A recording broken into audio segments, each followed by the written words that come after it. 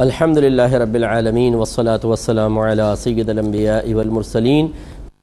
اما بعد فاعوذ باللہ من الشیطان الرجیم بسم اللہ الرحمن الرحیم۔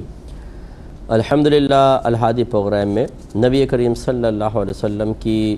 سنت کی محافظت کے سلسلے میں کلام چل رہا تھا کہ آپ کے دو طرح کے طریقے ہیں، بعض وہ جن کا اختیار کرنا ہم پر لازم ہے، واجب ہے، نہیں کریں گے تو گناہگار ہوں گے، گویا کہ اس میں ہمیں بے بس کر دیا گیا ہے، مجبور کر دیا گیا ہے، ہم اس میں کسی چیز کا اختیار نہیں رکھتے ہیں۔ اور بعض ایسے ہیں کہ جن میں ہمیں اختیار دیا گیا ہے کہ کریں گے تو ثواب ملے گا، درجات کی بلندی ہوگی، اللہ تعالیٰ کی بارگاہ میں انسان زیادہ مقبول ہو سکتا ہے، لیکن اگر ترک کریں گے تو کوئی گناہ نہیں، کوئی وبال نہیں، اور آخرت میں کوئی ملامت بھی نہیں ہے۔ تو جن افعال و اعمال میں یا جن سنن میں آپ کہہ لیں کہ ہمارے لیے اطاعت ضروری ہے، اگر میں آسان الفاظ میں کہوں تو وہ فرض، واجب، سنت موقدہ ہوتے ہیں، اور جن میں اطاعت لازم نہیں کی گئی وہ سنت غیر موقدہ اور مستحبات ہیں۔ عوام الناس کو چاہیے کہ پہلے والے جو امور ہیں ان پہ سختی کے ساتھ عمل کریں، وقت مزید ملتا ہے کیونکہ آج کل تنگی فرصت ہے، قلت وقت بہت زیادہ ہے، تو پھر دوسرے کی طرف آئیں، ورنہ پہلے والوں کو اختیار کر کے رکھیں۔ اب اس میں آپ سے گزارش کر رہے تھے، پچھلے پروگرام میں بھی یہ بات ہوئی تھی کہ نبی کریم صلی اللہ علیہ وسلم نے ارشاد فرمایا کہ جب میں تمہیں کچھ کہتا ہوں تو کرید کر، اور پھر میں خاموش ہو جاتا ہوں بعض چیزوں کے بارے میں، تو کرید کے مجھ سے کویسچنز نہ کرو، کیونکہ اسی وجہ سے پچھلی قومیں ہلاک ہوئی ہیں، کیونکہ انہوں نے بار بار کویسچنز کیے، پھر وہ اس میں سختی کے پہلو نکل آئے چیز کے اور ان کو اختیار کرنا پڑا ہے۔ دوسری جو روایت ہماری ایک تھی جو ابھی شروع کی تھی ہم نے، یہ حضرت ابو نجیح ارباز بن ساریہ رضی اللہ تعالی عنہ سے مروی ہے۔ وہ کہتے ہیں کہ نبی کریم صلی اللہ علیہ وسلم نے ایک مرتبہ نہایت مؤثر وعظ ارشاد فرمایا جس سے دل دہل گئے اور آنکھیں بہہ پڑیں، بہت ہی زبردست اثر کرنے والا تھا دل پہ بیان میں۔ سرکار کا تو ہر کلام تھا، لیکن بعض اوقات ہوتا ہے کہ بہت ہی مؤثر طریقے سے، ایک جوش کے ساتھ، اور بہت ہی ایسے الفاظ سے کہ سامنے والوں کی دل کی دنیا بدل دیں، ایسا سرکار نے کلام فرمایا۔ تو ہم نے عرض کیا رسول اللہ صلی اللہ علیہ وسلم، یہ تو گویا الوداع کہنے والے کا وعظ ہے، یعنی ایسا لگتا ہے آخری جو بس بالکل جاتے جاتے کوئی وعظ کرتا ہے، آخری خطبہ جس کو کہتے ہیں، اور اس میں پھر وہ اپنی تمام تر مطلب علم کا نچوڑ پیش کرنا چاہتا ہے کہ اب تو رخصت کا وقت ہے، چلو ایک آخری بیان کر رہا ہوں تو زیادہ اہم طریقے سے کر لوں، ایسا ہمیں تو محسوس ہوا ہے۔ چنانچہ آپ ہمیں وصیت فرما دیجئے، یعنی کوئی نہ کوئی نصیحت کیجئے۔ تو نبی کریم صلی اللہ علیہ وسلم نے ارشاد فرمایا، میں تمہیں اللہ تبارک و تعالی سے ڈرنے کی اور سمع و طاعت، یعنی اپنے امیر کی بات سننے اور اس کے اوپر عمل کرنے کی وصیت کرتا ہوں، اگرچہ تم پر کوئی حبشی غلام امیر مقرر ہو جائے۔ یاد رکھو کہ تم میں سے جو میرے بعد زندہ رہے گا وہ بہت زیادہ اختلاف دیکھے گا، یعنی امت میں بڑا اختلاف ہوگا، پس تم میری سنت کو اور میرے ہدایت یافتہ خلفائے راشدین کے طریقے کو لازم پکڑ لینا، ان کو دانتوں سے مضبوط پکڑ لو، یعنی داڑھوں سے جو دانت مضبوط ہوتے ہیں ادھر کے دانت، ان سے مضبوطی کے ساتھ پکڑ لو، اور دین میں نئے کام یعنی بدعات ایجاد کرنے سے بچنا، اس لیے کہ ہر بدعت گمراہی ہے۔ یہ ابو داؤد اور ترمذی وغیرہ کے اندر موجود ہے۔ تو اب نبی کریم صلی اللہ علیہ وسلم سے صحابہ نے کہا ہمیں وصیت فرما دیجئے، تو ایسا لگتا ہے جیسے رخصت ہونے والے کا بیان ہے کہ وہ تمام تر توانائیوں کے ساتھ اور بہت ہی اچھے انداز سے کرتا ہے، بھی اب آخری بات ہے تو جو باتیں سب ذکر کر لی جائیں۔ تو صحابہ کو ایسا لگا جیسے سرکار صلی اللہ علیہ وسلم تشریف لے جانا چاہتے ہیں، اب دنیا سے جانا چاہتے ہیں، تو بھی کوئی وصیت ہی معلوم کریں مزید۔ تو پوچھے رسول اللہ کوئی وصیت فرمائیے، تو سرکار نے فرمایا میں تمہیں اللہ سے ڈرنے کی وصیت کرتا ہوں۔ پہلی بات تو یہ کہ اللہ سے ڈرو۔ اللہ سے ڈرنے کا مطلب یہ ہے کہ اللہ تعالیٰ کے عذابات سے ڈرو، اس کی گرفت سے ڈرو، وہ عذابات قبر سے ڈرو، بری موت سے ڈرو، میدان محشر کی ذلت اور رسوائی سے ڈرو، جہنم کے عذاب سے ڈرو۔ ان سب سے ڈرنا یہ اللہ سے ہی ڈرنا کہلاتا ہے، کیونکہ اللہ تبارک و تعالیٰ نے ان میں عذابات رکھے ہیں، تو گویا کہ ان سے اگر ہم ڈریں گے تو ہم اللہ تعالیٰ سے خوف محسوس کر رہے ہیں۔ اور دوسری بات سرکار نے فرمایا کہ میں تمہیں سمع و طاعت کی وصیت کرتا ہوں، چاہے تم پر کوئی حبشی غلام ہی امیر مقرر کر دیا جائے،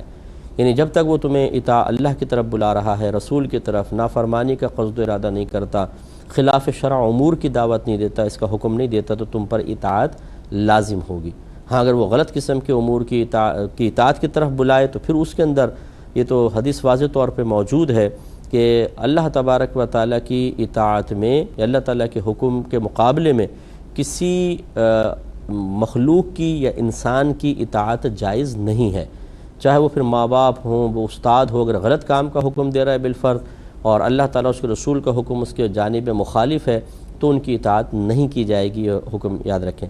مراد یہ ہے کہ یہ نہیں کہ ہمیں شخص پسند نہیں ہے ہمارا امیر، اس کی شکل ایسی ہے، اس کا رنگ ایسا ہے تو ہم اطاعت نہ کریں، یہ غلط ہے۔ جب کوئی امیر مقرر ہو گیا تو اس کی اطاعت کرنی چاہیے۔ گویا کہ یہ بھی ایک حکم سرکار نے بیان فرمایا کہ اللہ کی اطاعت ہوگی اور رسول کی اطاعت ہوگی۔ اور میں نے اس پر ایک دفعہ یہ آیت بھی پڑھی تھی کہ اطیعوا اللہ و اطیعوا الرسول و اولی الامر منکم، اللہ تعالیٰ نے فرمایا کہ اللہ تعالیٰ کی اطاعت کرو، اس کے رسول کی اطاعت کرو، ان کی جو تم میں حکم والے ہیں۔ اس سے مراد بعض نے تو فقہا بیان فرمائے ہیں، اور اس میں یہ امیر حاکم بھی آپ لے سکتے ہیں، امیر ہے، حاکم ہے، کہ پہلے دور میں جو امیر ہوتے تھے، حاکم ہوتے تھے، وہ ماشاءاللہ صاحب علم ہوتے تھے، انہوں نے باقاعدہ علم دین بڑے اچھے انداز سے سیکھا ہوتا تھا، انہی کو پھر حاکم بننے کا موقع دیا جاتا تھا، تو گویا کہ وہ فقیہ ہی ہوتے تھے، تو ان کی اطاعت کا بھی حکم ہے۔ لیکن پہلے دیکھیں اطیع اللہ ہے، اطیع الرسول ہے، دونوں میں لفظ اطیع موجود ہے۔ مراد یہ ہے کہ اللہ کی اطاعت کرو، آنکھیں بند کر کے سمجھ لو، اس میں کوئی پس و پیش نہیں کرنا، رسول کی بھی۔ لیکن اولی الامر منکم سے پہلے اطاعت کا لفظ نہیں لے کر آئے، تو اس کی وجہ یہ بیان فرمائی ہے علماء کرام نے کہ گویا کہ اولی الامر منکم کی اطاعت اس وقت ہوگی جب پہلے اللہ تعالیٰ اس کے رسول کی اطاعت ہوگی۔ چنانچہ اگر کوئی بالفرض حاکم ہے اور وہ غلط کام کا حکم دیتا ہے تو اس کی اطاعت ہرگز نہیں کریں گے، یہاں یہی سرکار کے کہنے کا مقصود تھا۔ پھر ارشاد فرمائے یاد رکھو تم میں سے جو میرے بعد زندہ رہے گا وہ بہت اختلاف دیکھے گا۔ تو اب ایسا ہی ہے کہ نئی نئی چیزیں آ گئی ہیں، نئے نئے عقیدے آ گئے ہیں، نئے نئے لوگوں کے طریقے آ گئے ہیں، اب اس میں ہم کیا کریں؟ تو سرکار نے فرمایا پس تم میری سنت کو اور ہدایت یافتہ خلفائے راشدین کے طریقے کو لازم پکڑنا، ان کو دانتوں سے مضبوط پکڑ لینا۔ نواجز سائیڈ والی داڑھوں کو بھی کہتے ہیں کیونکہ گرپ ان سے سخت ہوتی ہے، سامنے والے دانتوں سے نہیں ہوتی، اس سے جب ہم کسی چیز کو پکڑ لیتے ہیں تو بڑی مضبوطی حاصل ہوتی ہے۔ تو مراد یہ ہے کہ مضبوطی کے ساتھ ان کے طریقوں کو تھام لینا۔ تو ضروری ہوا کہ پھر ہمیں اللہ تبارک و تعالیٰ کے حبیب صلی اللہ علیہ وسلم اور آپ کے خلفائے راشدین کی سنن اور طریقوں کو طریقے معلوم ہوں، تبھی تو ہم انہیں مضبوطی سے تھام سکیں گے۔ اب ہمارے گھروں کے اندر نہ اطاعت رسول کا جذبہ ہے، نہ وہ چیزیں ہمارے ہاں پڑھی جاتی ہیں کہ جن سے ہمارے بچے نبی کریم صلی اللہ علیہ وسلم کے طریقوں پر اور خلفائے راشدین کی سنن کو سیکھ سکیں، تو پھر یہ معاشرے کا بگاڑ تو آپ کو نظر آئے گا ہی آئے گا۔ تو ضروری ہے کہ سرکار نے فرمایا میری سنت کو اور میرے ہدایت یافتہ خلفائے راشدین کے طریقے کو لازم پکڑو، اور پھر فرمایا کہ دین میں نئے نئے کام یعنی بدعات ایجاد کرنے سے بچنا، اس لیے کہ ہر بدعت گمراہی ہے۔ تو بدعت اسے کہتے ہیں، اس برے کام کو کہتے ہیں جو قرآن و حدیث کے خلاف ہو۔ ویسے تو بدعت یوں سمجھ لیجئے، میں بارہا اس کی تعریف عرض کرتا ہوں، ہمارے نزدیک صحیح تعریف یہ ہے کہ نبی کریم صلی اللہ علیہ وسلم کے زمانے اقدس کے بعد دین میں یا دنیا میں جو بھی نیا طریقہ ایجاد ہوا اسے بدعت کہا جاتا ہے، کیونکہ بدعن معنی ہوتا ہے نیا طریقہ، نئی چیز جس کا پہلے کوئی نمونہ اور مثال موجود نہ ہو۔ اسی لیے اللہ تبارک و تعالیٰ کو نے اپنے لیے استعمال فرمایا بدیع السماوات والارض۔ اس کا معنی یہ ہے کہ آسمانوں اور زمین کو پہلے سے موجود کسی نمونے کے بغیر اللہ نے پیدا فرمایا، پہلے کوئی مثال نہیں تھی پیدا فرمایا، کیونکہ پہلے مثال موجود ہو پھر کوئی نئی چیز بنائی جائے تو یہ بہت آسان ہے، لیکن ایک دم بالکل ایک نئی چیز ایجاد کر لی جائے بہت مشکل ہے یہ، اور بڑا کمال ہوتا ہے اس میں۔ تو اس لیے اللہ نے لفظ بدیع استعمال فرمایا جو اللہ تعالیٰ کے اور کمال کی طرف اشارہ کر رہا ہے کہ پہلے ایسی کوئی مثال موجود نہیں تھی، اللہ نے اس کو تخلیق فرمایا، یہ بڑا کمال ہے۔ اسی طریقے سے بدعون کا لفظ ہے، اسی سے بدیع بنا تھا کہ ایسا کوئی چیز ایجاد کر لینا جس کی کوئی پہلے مثال موجود نہ ہو۔ تو اگر پہلے سے قرآن یا حدیث میں اس کو کوئی مثال موجود اور ہم طریقہ ایجاد کرتے ہیں تو پھر وہ طریقہ حقیقتاً بدعت میں نہیں آتا، لیکن کوئی نئے چیز ایک دم ایجاد کر لیں تو یہ بدعت ہو سکتی ہے۔ لیکن پھر یہ دیکھا جائے گا اگر وہ قرآن و حدیث کے خلاف ہے تو یہ بدعت سیئہ کہلاتی ہے، بدعت حرام بھی اس کو کہتے ہیں یا بدعت قبیحہ بھی کہتے ہیں، اور اگر وہ دین کے موافق ہو اور دین کو تقویت دینے والی ہو تو اس کو بدعت حسنہ کہا جاتا ہے۔ جیسے آپ دیکھیں آج کل ہمارے مساجد میں پکی مساجد کا بننا پہلے تو نہیں تھا سرکار کے دور میں، اب ایجاد ہوا ہے، تو یہ بدعت حسنہ ہے۔ اسی طرح گنبد اور مینار سرکار کے دور میں نہیں تھے، اب ایجاد ہوئے ہیں۔ قرآن پاک پہ اعراب دیکھ لیجئے۔ اسی طریقے سے جو ہمارے مدارس ہیں ان کا قیام، ان میں مخصوص سلیبس، مخصوص سال میں تاریخ میں سال شروع ہوتا ہے، مخصوص تاریخ میں ختم ہوتا ہے، مخصوص سلیبس ہوتا ہے،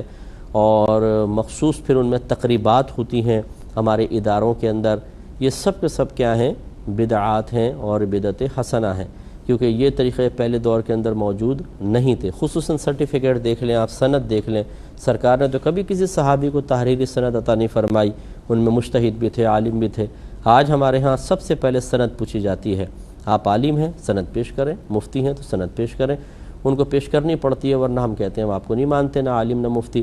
تو یہ جو اسناد کا اجرا ہے یہ سب بدعات ہیں، لیکن حسنہ ہے۔ تو اس لیے اچھی طریقے سے یاد رکھیں کہ جو سرکار نے فرمایا کل بدعت ضلالہ، ہر بدعت گمراہی ہے، اس سے مراد یہ ہے کہ وہ بدعت جو قرآن و حدیث کے خلاف ہوں۔ اگر آپ نہ مانیں تو پھر بہت ہی مشکل ہو جائے گی زندگی۔ اب دیکھیں نا، یہ حدیثوں کی کتابیں ہیں، جیسے بخاری ہے، مسلم ہے، ترمذی ہے، کیا جس طرح ان میں ابواب قائم کر کے ان کے تحت حدیثیں جمع کی گئی ہیں اور راویوں پہ جرح اور بحث کی گئی ہے، کیا اس طرح پہلے دور میں تھا نبی کریم کے دور میں یا خلفائے راشدین کے دور میں؟ بالکل بھی نہیں تھا، یہ تو بعد کی ایجادات ہیں نا۔ اسی لیے بعض جہلاء اعتراض بھی کرتے ہیں کہ جی یہ تو سرکار کے دور میں حدیثیں جمع نہیں ہوئی، بہت بعد میں جمع ہوئی ہیں، تو وہ گویا کہ ان کو پھر اس طریقے سے کہے کہ حدیثوں سے جان چھڑانے کی کوشش کرتے ہیں، تو یہ غلط رویہ، غلط طریقہ کار ہے۔ بہت سی چیزیں نئی ایجاد ہوئی ہیں اور ان کی کوئی مثال بھی بعض اوقات پچھلے زمانے میں نہیں ملتی، لیکن علماء اس پر عامل ہیں، اور اس میں بہترین حدیث یہ ہے، نبی کریم صلی اللہ علیہ وسلم نے ارشاد فرمایا کہ وما رآء المؤمنون حسنا فهو عند اللہ حسن، کہ جسے مومنین اچھا گمان کرتے ہیں وہ اللہ کے نزدیک بھی اچھا ہے۔ لیکن مومنین سے مراد صرف جہلاء نہیں ہے کہ عام عوام الناس ہو، بلکہ جس میں علماء بھی ہیں، فقہا بھی ہوں، متقی پرہیزگار لوگ ہیں اور دیگر عوام ہیں۔ اگر وہ کسی کام کو اچھا سمجھ کے کرتے ہیں تو پھر وہ مستحب ہو جاتا ہے، بشرطے کہ قرآن و حدیث کے خلاف نہ ہو، بلکہ اس پر لوگوں کا اجتماع یہ اس بات کی دلیل ہے کہ اللہ تعالیٰ نے ان کو اس پر جمع ہونے کی توفیق عطا فرمائی، تو گویا کہ پھر وہ اللہ تعالیٰ کے نزدیک بھی اچھا ہے۔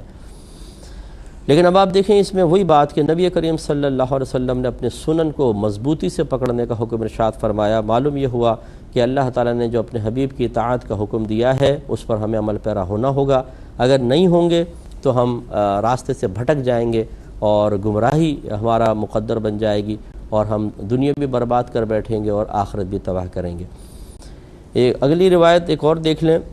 حضرت ابو ہریرہ رضی اللہ تعالی عنہ نے ارشاد فرمایا، یہ روایت کرتے ہیں کہ نبی کریم صلی اللہ علیہ وسلم ارشاد فرماتے ہیں کہ میری ساری امت جنت میں جائے گی سوائے ان افراد کے جو انکار کر دیں۔ پوچھا کہ یا رسول اللہ صلی اللہ علیہ وسلم کون انکار کرے گا؟ یعنی جنت میں جانے سے انکاری تو کوئی بھی نہیں ہو سکتا۔ تو آپ نے فرمایا کہ جس نے میری اطاعت کی وہ جنت میں داخل ہوگا، اور جس نے میری نافرمانی کی تو اس نے گویا کہ انکار کر دیا، جنت میں جانے سے انکار کر دیا۔ بخاری کی روایت ہے۔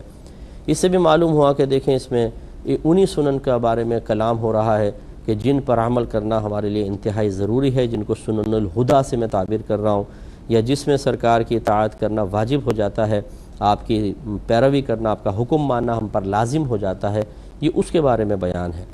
تو گویا کہ اگر ہم اطاعت کا راستہ اختیار کرتے ہیں تو ہم گویا کہ جنت کو طلب کر رہے ہیں اور جنت میں داخل ہونا چاہتے ہیں، اور جو نبی کریم صلی اللہ علیہ وسلم کی اطاعت سے منہ موڑتا ہے وہ گویا کہ جنت میں جانے سے انکار کر رہا ہے۔ اب اس سے وہ ذرا ہمارے بھائی بہن درس حاصل کریں، میں نے پہلے بھی آپ کو سمجھایا کہ جو صرف مستحبات پر عمل پیرا ہونے کو کافی سمجھ کر اور اللہ تعالیٰ اس کے رسول کے احکام کو انتہائی بے پرواہی اور غفلت کے ساتھ پس پش پھینکتے ہوئے نظر آتے ہیں،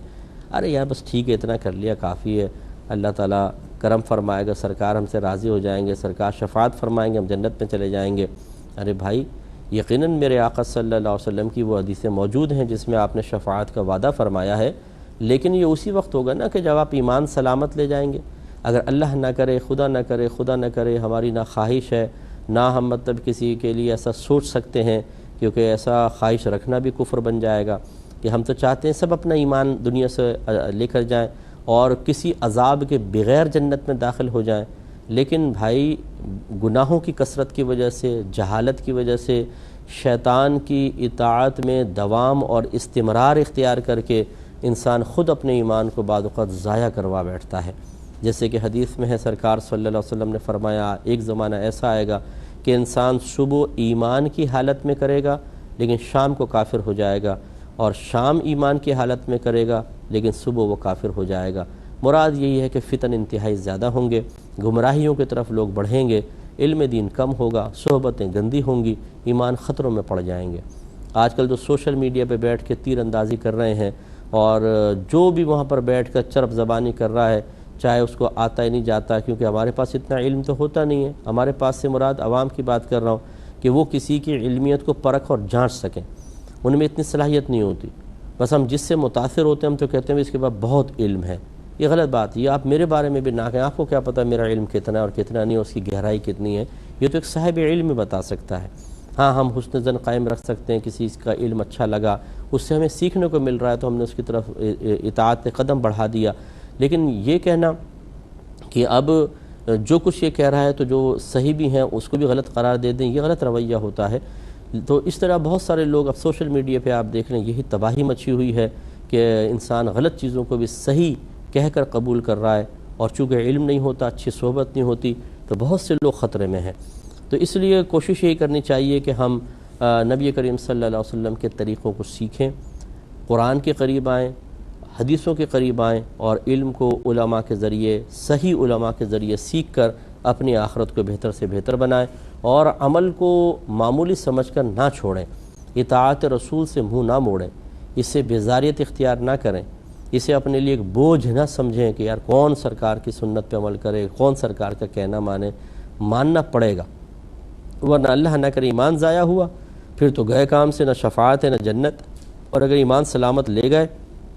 اور اللہ ناراض ہوا تو پہلے جہنم ہے اور پھر جنت ہے۔ اللہ تعالیٰ عمل کی توفیق عطا فرمائے، آمین۔ وآخر دعوانا ان الحمد للہ رب العالمین۔